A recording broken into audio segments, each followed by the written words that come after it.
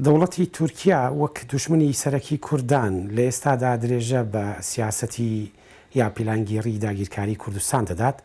ڕاستی ئێستا مەترسی سەرگەلی ئێمە لەم بازنەیە فراوانتریش بووە بۆ پێی لە گۆڕانکاریە سیاسیەکان دەبینین لە باشووری کوردستان بەداخەوە کێبرکەی پارتە سیاسیەکان و دۆخی سیاسی تازە چی کردووە کە دەوڵەتی عێراق تەنانەت دەیهەوێت مەسەلەن دەست بە سەرتەواوی یان پلانگێڕی هاوبەشی هەیە بۆ داگیرکردنەوەی باشووری کوردستان لەولا دۆخی سووریا و مەسەلەن ڕژیمی سێدارەی ئێران و ئۆپەراسیۆنە یەک لە دوای یەکەکانی دەوڵەتی تورکیا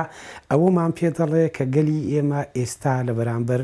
قۆناغێکی ئێجگار گرنگ و هەستیار و مەترسیداری خۆیەتی کە ئەم قۆناغە دەخوازێت خەڵکی ئێمە پارتی سیاسی ئێمە لە بازنەیەکی فراواندا درک بە مەترسیەکانی بکات کە بەڕای من جیاواز لە پارتی سیاسی پێویستە خەڵک لە ئاستی خەڵک و دامەزراوەی خەڵکدا مەترسیەکە تێبگا بۆی هەڵوێستی خەڵک بۆتە ببە بەشێک لە هەڵوێستی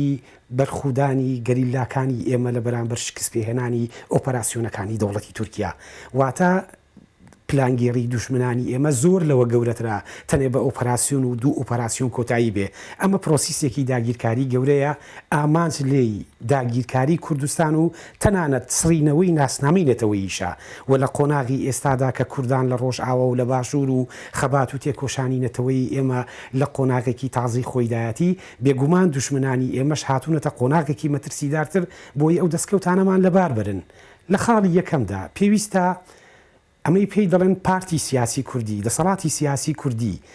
لە قۆناغی ئێستادا هیچ بژاردەیەک لە بەردەمی گەلی ئێمە نیە جگە لە یەکڕیزی چەترێکی نیشتیمانی و نەتەوەی کە تێیدا بتوانین مەترسیەکان وەلا بنین ئەگەر وانەکەین گەلی ئێمە دەکەوێتە ناو قۆناغێکەوە کە پێشبینی مەترسیداری لێ دەکرێت بەڵام ئیرادەی گەلی ئێمە یەکبوون و وەلانانی جیاوازیەکان ومێدێک دەداتە گەلی ئێمە وەک چۆن لە ماوەی ڕابردوودا ئۆپەراسیۆن لە دوای ئۆپەراسیۆن شکست بە پلانگێڕی دەوڵەتی تورکیا دەهێنرێ ئاوا لە قۆناغی ئێستاشدا گەلی ئێمە سوود لەو دەرفەتانە وەربگرێ کە لەم قۆناغەدا بەدی دەکرێت واتە بەمانایەکی تر دەینەوە سەر ئەو خاڵێکە خەڵکی ئێمە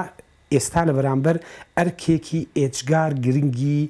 مێژوویی نیشتیمانی نەتەوەی خۆیدایەتی کە دەبێ یەک خەڵک وەک دامەزراوەی خەڵک مەترسیەکە تێبگا دەنگی خەڵک ڕێکخراوی کۆمەلگای مەدەنی گروپە جیاوازەکانی خەڵک فشاری مەدەنی دروستکەن هەم لە ناوخۆ هەم لەسەر پارتە سیاسیەکان بۆەوەی لەم قۆناغەدا هەمومان بینەوە سەر ئەو پەیامێکی کە تەنانەت کۆنگرەی نەتەوەی کوردستان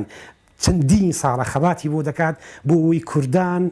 جیاوازیەکانمان وەلا بنین ئیدی بەسە ئیدی کاتی ئەوە هاتووە هەمومان لە ژێر سایەی نیشتیمان و نەتەوەدا کۆبینەوە جیاوازیەکان وەلا بنین و بەگشت ئەم پلانگێڕێدابینەوە کە بەدڵنیاییەوە گەلی ئێمە ئەم دوو بژاردەی لە بەردەما یا تەسلیم بوون لە بەرامبەر ئەو واقعە مەترسیدارەی کە دێتە پێشمان یا بەرەنگاربوونەوە شکست پێهێنانی کە بەدیدی ئێمە تاکە بژاردەیەک دووبارە گەڕانەوەیە بۆ وەلانانی جیاوازیەکان ئەم خەتە نیشتیمانی و نەتەوەیەی کە خاڵی هاوبەشی زۆرە لە نێوانماندا بۆیە گەلی ئێمە لە ئێستادا دەبێت